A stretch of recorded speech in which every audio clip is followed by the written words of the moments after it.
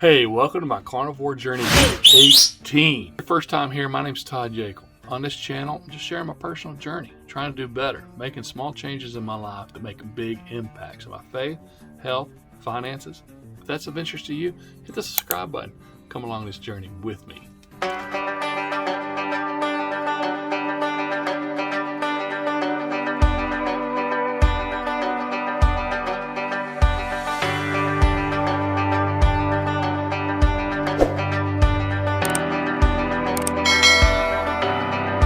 So 18 weeks ago is when I restarted my carnivore journey. If that's something you've considered doing, maybe you've already started and need a little help, or you just don't know where to start, I got a free download below. It's just how I'm doing it. You can tweak it to fit your lifestyle. Maybe you want to do more, keto, ketovore, maybe more strict carnivore, because I'm not strict carnivore, okay? Check it out. See if it helps you. Okay, 18 weeks. That was 321. Week 18, 266. 55 pounds down. 55 pounds down. 55 pounds down. Do a little down. Oh, sorry. Got a little too excited there. You might say, hey, Todd, man, it's only a pound down from last week. Yeah, but it's a pound down from last week. I'm 55 pounds down. All right. 55 pounds down. Man, it was a rough week. It was a rough week. I feel good today, but I did. I took some detours. I ain't gonna lie. I took some detours. Started off with the problems with the AC. I was able to get rewired, band-aided it back together. We're probably gonna have to replace it. What stinks is how cost of everything's gone up. So the bid we got last year was about $2,400 cheaper than the bid we got this year. That's just how much stuff's changed, right? Freight is really increasing with the gas prices. Labor has been increasing, and materials. I mean, it's just skyrocketed, right? So probably gonna have to get that changed. Oh, what's funny is got a little breeze going on this morning, so I'm on the porch, and Sadie, I guess the neighbor's dogs, wanted to come up and pay a visit. So Sadie's doing her thing. She's so funny. She looks like she's ferocious, and she'll just like dart and chase after, but then she stops halfway, and it's like she runs them off from a distance. Again, we lost Duke back in December. Duke was the muscle. Duke was the protector, and she would always, instigate. She would get them all riled up, and they would take off, and then she would stop halfway. And she's like, I got your back from here, buddy, and he would go take care of business. The neighbor's dogs, I got these big old Pyrenees. They're harmless unless you're a coyote or a cat, but or a rabbit. We got a lot of rabbits out here. I wish we had more deer, but lots of coyotes, lots of rabbits, lots of dogs. I think that's why we don't have the deer out here. There's deer in the area, just not here on my property. I think Sarah said she did see a buck a few months ago. It was probably the first one we've seen on our property, but anyway, Sadie's taking care of business, and then she prances back when she thinks she did. When she thinks that she did a good job, she prances back like she's all good. Like, you proud of me, Dad? All right, so 55 pounds down. Started with the AC problem. Went up there Monday. Went to my nephrologist, my kidney doctor. Did a separate video on that. Check it out. Good news. Maybe you don't need to check it out now. Good news. It was a good visit. Numbers look great. They were pretty pleased. We're going to watch my protein level. I have protein in my urine, right? So they did put me on a new prescription. So that's the only prescription I'm on besides my supplements. It is called Farxiga. I think Farxiga. It's Farxiga. 10 milligrams a day. We're going to go back 4 months, check the protein level in my urine again, make sure it comes down, and then we'll go from there. All right, so let's take a look. Week 18. I broke the chain twice. I know, shame, right? I broke the chain twice. Tuesday, I was still in a great mood about my kidney doctor visit, because I ain't gonna lie, I stress out. I got one kidney, right? And so, but it was really re-encouraged. A year ago, my nephrologist, he's the first one to tell me, hey, Todd, getting the weight off is more important than how you do it. I mean, obviously you want to be smart about it, but just get the weight off, because the weight's the cause of a lot of issues. And so he was the first one to kind of not say you shouldn't be doing a carnivore diet. And since then, the other doctors have come on board with it. I guess more studies, more research. I don't know. I'm not a doctor. I'm not a specialist. I know that the carnivore diet really works for me, and so I'm excited that it seems like, some of the opinions are changing. And there's still a lot of other negative opinions out there, but do what works for you. Do what makes you feel good. Definitely consult your physician, but if your physician tells you something you don't want to hear, you can always go find another physician. Find one that tells you what you want to hear. So you get to follow you. At the end of the day, it's your decision. All right, so let's talk about breaking this chain. On Tuesday, I met up with an old high school buddy, and we met at a place that I've heard a lot of good things about burgers. Right? It's a little hole-in-the-wall place about burgers. My job, I sell groceries to restaurants, so I'm always prospecting. I'm always looking for new opportunities, right? And so I'm in different Facebook groups where, they discuss different restaurants in different towns, and there was a lot of buzz about this one. And so I wanted the experience. I wanted to have the burger experience it the way everyone else does. So I did. I had it with the bun.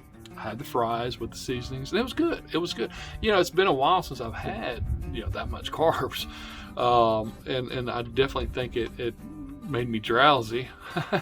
And with all the seasoning, I can just feel it. I can feel like my heart pumping. Does that make sense? You ever experienced that? It's like, my goodness, what did I just eat? I don't know if there's I'm sure there was sugars and some nastiness, not nastiness, but stuff I shouldn't be eating in the seasoning. And it had like I don't want to say reaction, but I could feel it, right? But it was a good burger. It was a good burger. I think because I think I probably would have enjoyed it better had I just gotten the patties, because that's how I'm used to eating them now. And so, live and learn, right? Live and learn. Wednesday was our food show, our big food show for the company I work for, and I had to get there early in the morning, which is not a big deal. I fast anyway, right? I intermittent fast until noon anyway. So when noon came around, I was starting to get a little hungry. I couldn't take a cooler or anything in there with me, so I was walking around. I behaved for a little bit. They have my favorite item that we stock is a brisket sausage. I actually get brisket sausage for my house. I have a customer that gets it makes like gourmet hot dogs out of it. Man, it's fantastic. But anyway, so I'd go by there. There's only so many times you can kind of go by there before they, it's like, hey, let's save some samples for customers, right? And so then I'd go by the Nathan's all beef hot dog stand, and I ended up breaking down a couple times and getting the bun, the carbs, because you're doing a lot of walking. You're doing a lot of walking.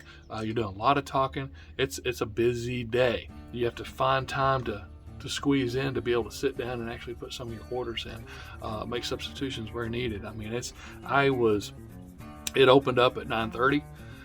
Had customers start to show up around 10, and I was very blessed. I had about 9 customers show up that day, and that's a good travel, right? I mean, for me, it took me over 2 hours to get there, over 3 to get home because of traffic.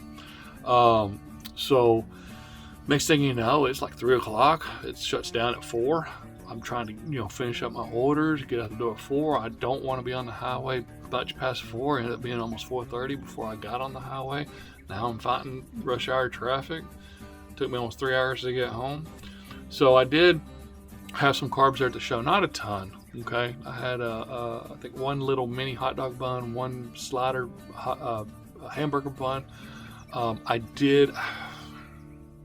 mentioned my favorite item that we stock is a brisket sausage. My favorite dessert that we stock is a buttermilk pie. I did have a little square of buttermilk pie.